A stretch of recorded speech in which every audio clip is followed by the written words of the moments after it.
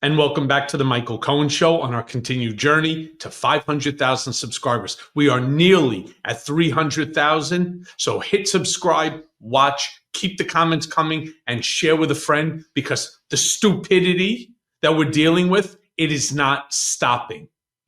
Moments ago, literally moments ago, Trump spoke in the Rose Garden and he announced the long-awaited tariffs. Long-awaited. Smart that he waited long enough for the markets to close, but the long-awaited tariffs have finally been revealed. Trump announced that there would be a 10% baseline tax on all imports from all countries. Now, that number was obviously less than what some people thought that they were going to do, which would have been a 20% baseline. And so they're giving him some props for that. Play the clip. At the same time, we will establish a minimum baseline tariff of 10%. You notice that on the chart? And that'll be on other countries to help rebuild our economy and to prevent cheating. So we're going to have a minimum of cheating, and we're going to be very severe on the people that at the gate that watch the tariffs and watch the product coming in, because there's been a lot of bad things happening at the gate. Unbelievable. He also goes on to say that there's going to be, because he breaks it down, there's going to be a 25% tariff on foreign cars. Now, before we play the clip, I want to remind you, every single car manufactured, whether it's in America or abroad, 60+% of the parts come from foreign countries. Play the clip. It happened. And they let it happen to an extent that nobody can even believe. That's why, effective at midnight, we will impose a 25% tariff on all foreign-made automobiles. Unbelievable. And these idiots are clapping. Clapping for what?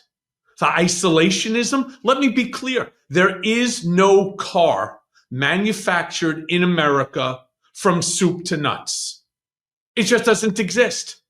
But Trump then goes on to continue to lie about how tariffs truly work, and instead kept touting his America First rhetoric as if this is going to change reality. Play the clip. We take care of countries all over the world. We pay for their military. We pay for everything they have to pay. And then when you want to cut back a little bit, they get upset that you're not taking care of them any longer. But we have to take care of our people, and we're going to take care of our people first. And I'm sorry to say that.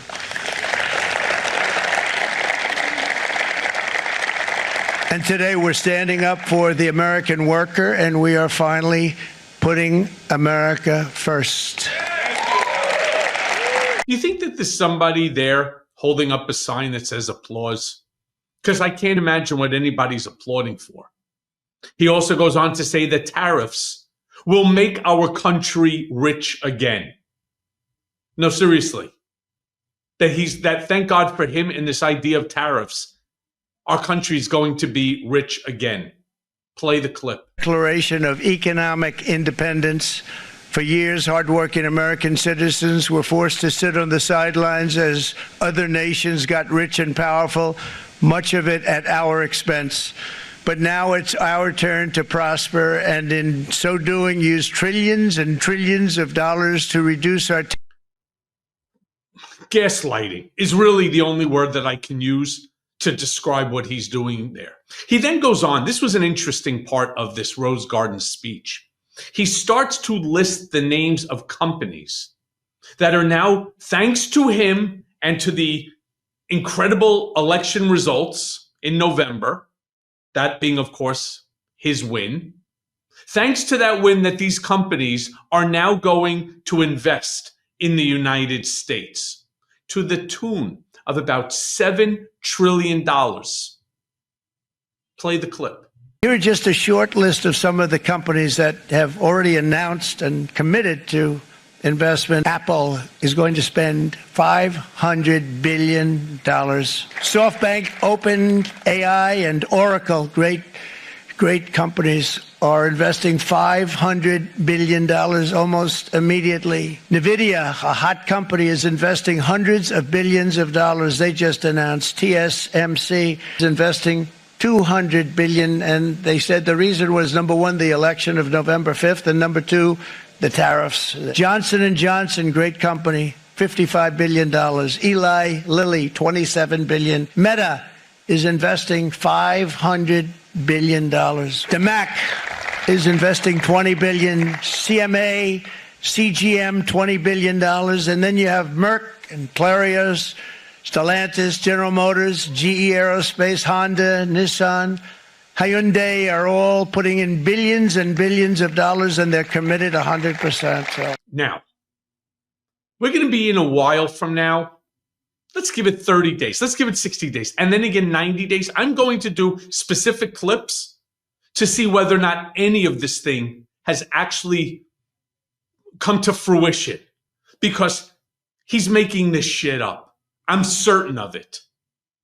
He also said that Liberation Day would be remembered in history. Play that clip. This will be a very big moment. I think you're going to remember today. It's going to be a free nation that we're dealing with. We're going to have a very free and beautiful nation. It's going to be Liberation Day in America, and it's going to be a day that hopefully you're going to look back in years to come and you're going to say, you know, he was right. This has turned out to be one of the most important days in the history of our country. Thank goodness, because of tariffs, we are all now free. You can now go walk outside and not worry about anything. We are all free. Free at last. Free at last. Thank God to Trump and tariffs. We are free at last. Meanwhile, he then brings out a prop to help describe his plans. Play that clip. Big charts because it had no chance of standing. Fortunately, we came armed with a little smaller chart. So 67%, so we're going to be charging a discounted reciprocal tariff of 34%. I think, in other words, they charge us, we charge them less. So how can anybody be upset? They will be, because we never charge anybody anything. But now we're going to charge.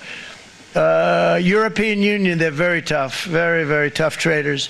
You know, you think of European Union, very friendly. They rip us off. It's so sad to see.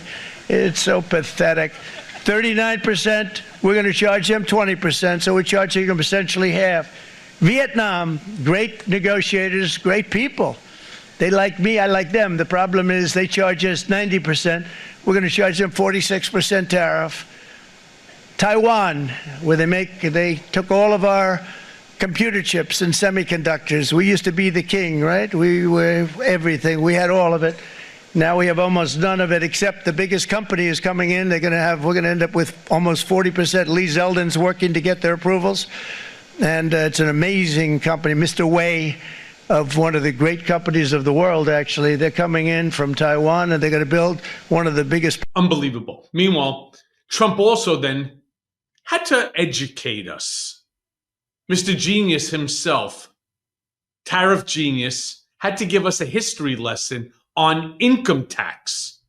That seems to be, as expected, not exactly accurate or truthful. Play that clip. Then in 1913, for reasons unknown to mankind, they established the income tax so that citizens, rather than foreign countries, would start paying the money necessary to run our government. Then in 1929, it all came to a very abrupt end with the Great Depression. And it would have never happened if they had stayed with the tariff policy. It would have been a much different story. They tried to bring back tariffs to save our country, but it was gone. It was gone. It was too late. Nothing could have been done. It took years and years to get out of that depression, far longer than even FDR had that office right over there for a long period of time. Thank God for him. Meanwhile, Trump then admitted that in the coming days, this is maybe the only truthful statement made in the Rose Garden today. He admitted that in the coming days, there's going to be a lot of complaints. Play that clip. Beautiful. In the coming days, there will be complaints from the globalists and the outsourcers and special interests and the fake news. Fake news will always complain. But never forget, every prediction our opponents made about trade for the last 30 years has been proven totally wrong. They were wrong about NAFTA. They were wrong about China. They were wrong about the Trans-Pacific Partnership, which would have been a disaster if I didn't terminate it. If I didn't terminate that, United Auto Workers, you would have had no jobs in this country. You would have had no jobs. It was all going to other countries. Again, not true. But then he goes on and he blatantly lies about the stock market. Play the clip. Doing for the last 50 years. From the day of my election, the stock market went up in my first term 88%, with NASDAQ going up 155%, more than any president has ever had in any term in office, by far. And I think we're going to blow that away. And maybe the numbers won't show, but I think they're going to show much better than even those numbers. But what you're going to see. What do you mean maybe the numbers won't show? It's not like you could make up what the stock market's at or what a stock price is at. He, of course, has to find a way to blame the Democrats. Anything that's wrong, it's the Democrats' fault. Play the clip. Democrats will, because if they got in, the entire economy would collapse. This country was heading for a collapse under the people that you saw. They were horrible. I think. Except now, even Goldman Sachs estimates a 35% chance of a recession. Imagine. But his speech gets a little bit tired early, started to deteriorate and ramble as he brought up groceries. You remember groceries, that beautiful word, that beautiful old word that he had to bring back. Play the clip. Right. But likewise, an old-fashioned term that we use, groceries. I used it in the campaign. It's such an old-fashioned term, but a beautiful term, groceries. It sort of says a bag with different things in it. Groceries. Yeah. I feel smarter every time I listen to him. He then goes on to speak about how the egg issue is going to affect Easter.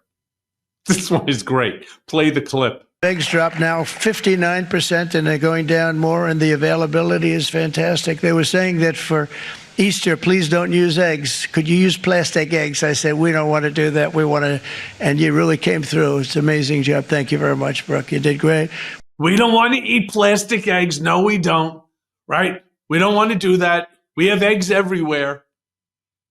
Then, while leaving, once again, President Trump forgot to sign the executive order for this historic day.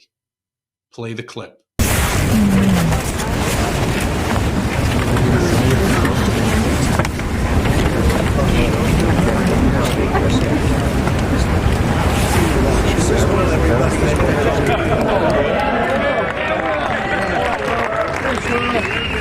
Hey, good old Donnie's back to sign the executive order. Listen, my friends, it's why I say to you, make sure to subscribe here, watch, comment.